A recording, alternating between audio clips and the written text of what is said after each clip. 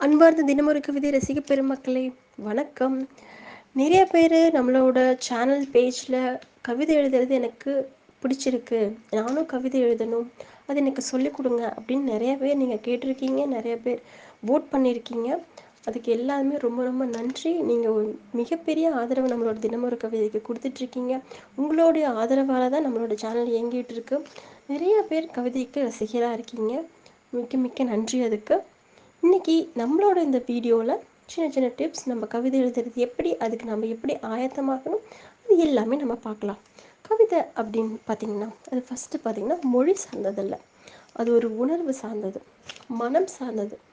ஏன்னு பார்த்திங்கன்னா, நம்ம எல்லா விதமான மொழிகள்லேயுமே நம்ம கவிதைகளை ரசிக்கிறோம், கேட்குறோம், பார்க்குறோம். பட் நம்மளோட தமிழ் கவிதைகள் அப்படின்னு நீங்கள் எடுத்துக்கிட்டிங்கன்னா, நம்மளோட தமிழ் மொழிக்கே உண்டான சொல்நயம் பொருள்நயமோடு அதை பார்க்கும்போது அது இன்னமுமே நம்மளுக்கு இனிமையாக இருக்கும். அதனால தாங்க நம்மளோட தினமொரு கவிதை சேனலுக்கும் கூட நிறைய ரசிகர்கள் இருக்காங்க. அவங்க எல்லாத்துக்குமே என்னோடய நன்றிகளை நான் தெரிவிச்சுக்கிறேன். கவிதை அப்படின்னு நம்ம எடுத்துட்டோன்னா, அன்பு, பாசம், காதல், கவலை, நட்பு, ஏக்கம், அழுகை, வியப்பு, இன்னும் பலவிதமான குணங்களை வெளிப்படுத்துறது தான் ஒரு கவிதை அப்படின்னு நம்ம சொல்லலாம்.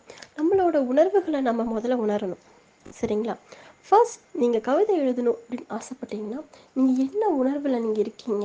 நீங்கள் ஒரு அழுகையோடு இருக்கீங்களா, இல்லை ஒரு காதலோடு இருக்கீங்களா, இல்லை நண்பர்கள் உங்களுக்கு ரொம்ப பிடிக்குமா, அந்த நட்பை பற்றி நீங்கள் எழுதணும்னு நினைக்கிறீங்களா, இல்லை உங்கள் தாய் தந்தையர் பற்றி எழுதணும்னு நினைக்கிறீங்களா? என்ன உணர்வு உங்கள் மனசில் இருக்கோ அவங்கள பற்றி அதை அப்படியே உங்கள் மனசுக்கு கொண்டு வந்து அப்படியே எழுத்து வடிவத்தில் நீங்கள் எழுதும்போது அந்த உணர்வு அப்படியே எழுத்தில் தெரியும். நிச்சயமாக நீங்கள் அந்த உணர்வை அப்படியே எழுத்தில் கொண்டு வரணும். அதுதான் ஒரு உண்மையான கவிதையாக நம்ம இருக்க முடியும். அதனால தான் சொல்கிறேன், ஃபர்ஸ்ட் நீங்கள் உணர்வுகளை உணருங்க. மனசுக்குள்ளே நீங்கள் என்ன உணர்வை வச்சுருக்கீங்களோ அது எக்ஸாக்டாக அப்படியே வெளியில் கொண்டு வரணும். நீங்கள் உணர்றதை அப்படியே நீங்கள் எழுத்தில் சொல்லணும். அது யார் பார்த்தாலும் சரி, அவங்களுக்கும் அந்த உணர்வு வரணும். நீங்கள் என்ன உணர்வோடு அதை எழுதியிருக்கீங்க அப்படிங்கிறது அவங்களுக்கு எக்ஸாக்டாக புரியணும். அப்படி தான் அது ஒரு முழுமையான அழகான கவிதையாக முடியும். முதல்ல நீங்கள் உங்களோட உணர்வுகளுக்கு இம்பார்ட்டன்ஸ் கொடுக்கணும்னு சொல்லியாச்சு. ரெண்டாவது விஷயம், உங்களுக்கு தமிழ் நல்லா தெரிஞ்சிருக்கணும், சரிங்களா? தமிழ் மொழி, நீங்கள் அதில் எழுதுறதுக்கான தமிழ் எழுத்துக்கள், வார்த்தைகள், அதோட பொருள், அது எப்படி வார்த்தைகள் அதுலேருந்து நம்ம உருவாக்குறது, அது எல்லாமே நீங்கள் தெரிஞ்சிருந்தால் மட்டும்தான் ஒரு தமிழ் கவிதைகளை நம்ம முழுமையாக எழுத முடியும். ஒரு மொழி தெரியாமல் நம்ம அதனோட இதை பயன்படுத்த முடியாது இல்லைங்களா? மொழி நல்லா தெரிஞ்சிருக்கணும். இப்போ நான் அப்படின்னு எடுத்துக்கிட்டிங்கன்னா, நான் ஃபஸ்ட் ஸ்டாண்டர்ட்லேருந்து 12th ஸ்டாண்டர்ட் வரைக்கும் தமிழ் மீடியம் தான் படித்தேன். அதுவும் இல்லாமல் என்னோட தந்தையாரும் ஒரு கவிதை எழுதுகிறவர் தான். ஸோ ஒரு கவிஞர் தான். அவர்கிட்ட இருந்து வந்ததும் கூட ப்ளஸ் எனக்கு தமிழும் ரொம்ப பிடிக்கும். நானும் தமிழ் மீடியமில் படித்தேன். ஸோ எனக்கு தமிழ் எழுதுறது அப்படிங்கிறது ஒரு எளிமையான காரியம்தான். எனக்கு பெரிய சிரமமாக ஒன்றும் தெரியலை அந்த மாதிரி. ஆனால் தமிழ் மீடியமில் படித்த எல்லாத்துக்குமே தமிழ் நல்லா வரும் அப்படின்னு சொல்ல முடியாது. அது அவங்களோட ஆர்வத்தை பொறுத்து இருக்குது இல்லைங்களா? உங்களுக்கு ஆர்வம் இருந்தால் நிச்சயமாக ஃபர்ஸ்ட் நீங்கள் தமிழ் மொழியை நல்லா கற்றுக்கோங்க. அதில் இருக்கிற பொருளை கற்றுக்கோங்க, அதில் இருக்கிற சொல்களை கற்றுக்கோங்க, எழுத்துக்களை கற்றுக்கோங்க. ஒவ்வொரு எழுத்துக்களும் மாறும்போது பொருளும் மாறும், சரிங்களா? இல்லே 3 இல் இருக்குது, இன்னும் 2 இன்னு இருக்குது. அந்த மாதிரி இப்போது ஒவ்வொரு எழுத்துக்கும் லட்டு அப்படின்னு போட்டிங்கன்னா லானா குண்டுலா தான் வரும். வேறெல்லாம் போட்டால் அந்த இடத்துல பொருள் வராது இல்லைங்களா? அந்த மாதிரி ஒவ்வொரு எழுத்துக்கும் வேறு வேறு அர்த்தங்கள் இருக்குது. ஒவ்வொரு சொல்லுக்கும் வேறு வேறு அர்த்தங்கள் இருக்குது. அந்த மாதிரி ஒவ்வொரு எழுத்துக்களையும், ஒவ்வொரு சொல்களையும், ஒவ்வொரு பொருள்களையும் நீங்கள் தமிழில் நீங்கள் கற்றுக்கொள்ளும் போது நீங்கள் ஒரு கவிதை எழுதுறதுக்கு ஆயத்தமாயிட்டீங்க அப்படின்னு சொல்ல முடியும், சரிங்களா?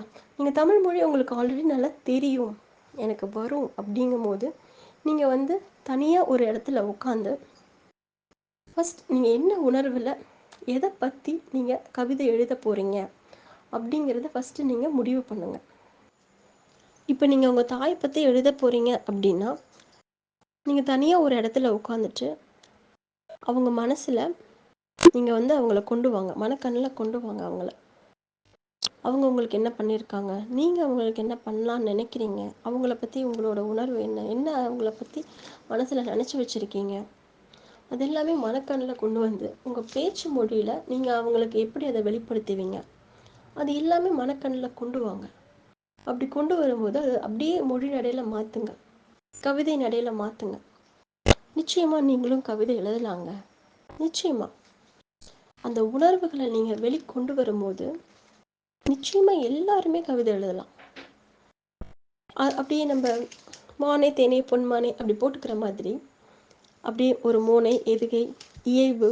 இயைபுனா கடைசி எழுத்துக்கள் ரைமிங் வேர்ட்ஸ் மாதிரி வர்றது, ஒரே மாதிரி எழுத்துக்கள் வர்றது, அந்த மாதிரி நீங்கள் அழகாக எழுதும்போது நிச்சயமாக நீங்களும் ஒரு கவிஞர் தாங்க. அப்படி நான் சொல்கிற டிப்ஸ் எல்லாம் ஃபாலோ பண்ணி ஒரு 2 லைன் கவிதை எழுதினா கூட போதுங்க, நீங்களும் ஒரு கவிஞர் தாங்க. அப்படி நம்மளோட ஃபாலோவர்ஸ், நம்மளோட சப்ஸ்கிரைபர்ஸ் நீங்கள் யாராவது கவிதை எழுதுனீங்கன்னா நிச்சயமாக எனக்கு கமெண்ட்டில் போஸ்ட் பண்ணுங்கள். என்னால் நீங்களும் கவிஞர் ஆகிங்கன்ட்டு நானும் ரொம்ப சந்தோஷப்படுவேன். நிச்சயமாக நிறைய பேர் ட்ரை பண்ணுங்கள், கண்டிப்பாக நீங்களும் கவிஞராகலாம். நன்றி.